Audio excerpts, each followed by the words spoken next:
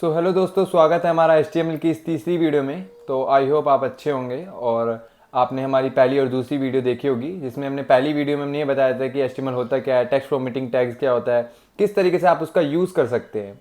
Second video में हमने ये देखा था कि HTML में आप इमेजेस किस तरीके से लगा सकते हैं वेबसाइट में और इमेजेस क्यों यूज़ की जाती है। सारी चीज़ें हमने देखी थी, बिल्कुल डीप में देखी थी।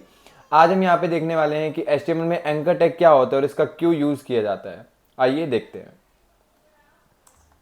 जो एंकर टैग होता है वो आपका यूज़ किया जाता है एक पेज को दूसरे पेज के साथ लिंक करने के लिए, या आप ये भी कह सकते हैं हाइपर लिंक क्रिएट करने के लिए। आप यहाँ पे देख सकते हैं हाइपर लिंक क्रिएट करने के लिए हम जो है एंकर टैग का यूज़ करते हैं। हाइपर लिंक क्या करता है, जनरली एक पेज से दूसरे पेज पे ले जाने के लिए हेल्प करता है। For jump to another page, one page to another page, और अ सेक्शन के लिए भी इसका यूज़ किया जाता है, और साथ ही साथ इसको वेबसाइट के लिए भी यूज़ किया जाता है। तो डिफरेंट डिफरेंट तरीके से इसका यूज़ होता है, वो हम आगे चल के देखेंगे, और क्यों यूज़ होता है और कैसे यूज़ करते हैं वो सब चीज़ें हम इसमें देखने वाले हैं। अच्छा, एंकर टैग की मदद से आप काफ़ी सारी चीज़ें कर सकते हैं, जो कि अभी मैं आपको VS कोड में ले जाके फिर मैं बताऊंगा।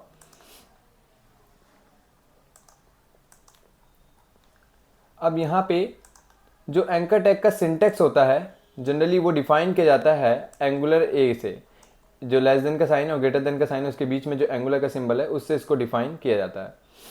और इसमें दो एट्रीब्यूट होते हैं। पहला एट्रीब्यूट होता है आपका HREF की फुल फॉर्म होती है हाइपर रेफरेंस, जिसमें आप अपने लिंक डालते हैं कि कहाँ पे आपको लेके जाना है URL, और बीच में आप अपना टेक्स्ट डालते हैं कि क्या आपको वेबसाइट पे शो कराना है। तो वो सारी चीज़ें आप इसमें डालेंगे। जैसे कि आप नीचे देख सकते हैं एग्जाम्पल, यहाँ पे मैंने HREF में URL डाल रखा है। आइए एक बार हम VS कोड में से चल के देखते हैं प्रैक्टिकली किस तरीके से आप इसका यूज़ कर सकते हैं।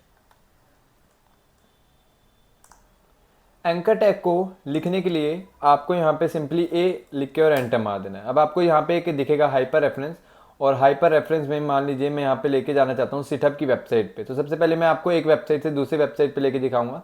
अब मान लेते हैं मेरी कोई वेबसाइट का पेज है, अब मुझे इस पेज से अब किसी एक दूसरी वेबसाइट पर जाना है। तो मान लीजिए मैं यहाँ पे लिखता हूँ गो टू सिटअप, एंड यहाँ पे आपको हाइपर रेफरेंस में अपना जो सिटअप का जो URL है वो आपको यहाँ पे एंटर करना है। For example https://www.situp.in। तो ये क्या हो गया, मेरा एक दूसरी वेबसाइट का लिंक हो गया। अब जब भी यूज़र गो टू सिटअप पे क्लिक करेगा तो वो कहाँ पे जाएगा, इस URL पे जाएगा। तो इसे राइट क्लिक करके ओपन विद लाइव सर्वर करके देखते हैं।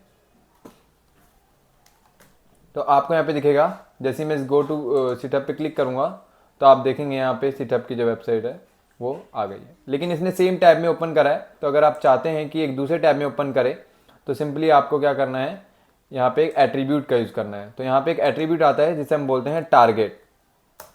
तो टारगेट_ब्लैंक की मदद से क्या होता है, आपका जो लिंक है वो एक न्यू टैब में ओपन करके आपको देगा। तो जैसे ही मैं सिटअप पे गो टू सिटअप पे क्लिक करूँगा तो आप देखेंगे इस बार न्यू टैब में ओपन हुआ है, और इसी तरीके से आप जितनी बार भी क्लिक करेंगे उतनी बार एक नया टैब ही आपको ओपन करके देगा।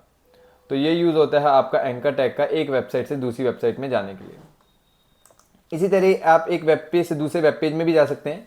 फॉर एग्जांपल के लिए अगर मैं यहाँ पे एक फ़ाइल बनाता हूँ main.html, एंड यहाँ पे मैं लिखता हूँ H1 में welcome to dashboard, like something, मैंने एक टेक्स्ट लिखा।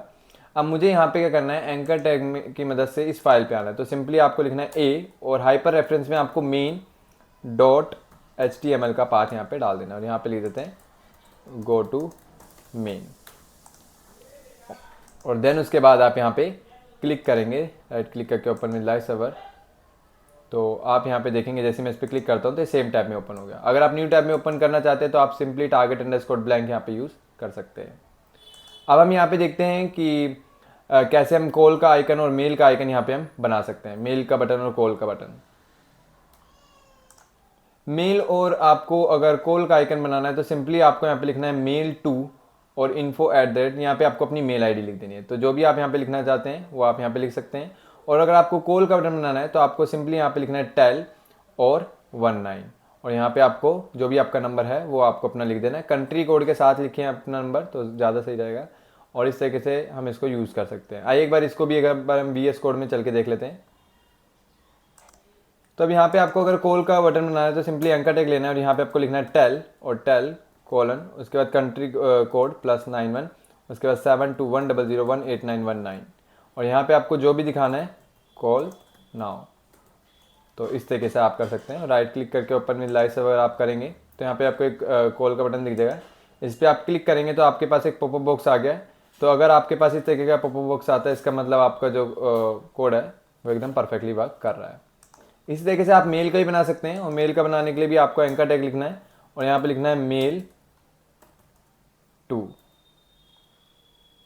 और मेल टू के बाद यहाँ पे आपकी जो भी मेल आईडी है वो लिख देना आपको admin@gmail.com, यहाँ पे लिखना है मेल नाउ। तो जैसे ही आप यहाँ पे क्लिक करेंगे तो आपके पास जो भी डिफ़ॉल्ट मेल होगी वो यहाँ पे ओपन हो जाएगी। तो इस तरीके से जो आप इसको यहाँ पे यूज़ कर सकते हैं और आई होप आपको ये चीज़ समझ में आई होंगी। तो अगर आपको ये चीज़ समझ में आई हो तो वीडियो को लाइक कीजिए और चैनल पे अगर पहली बार है तो चैनल को सब्सक्राइब कीजिए। मिलते हैं नेक्स्ट वीडियो में। Thanks for watching, bye.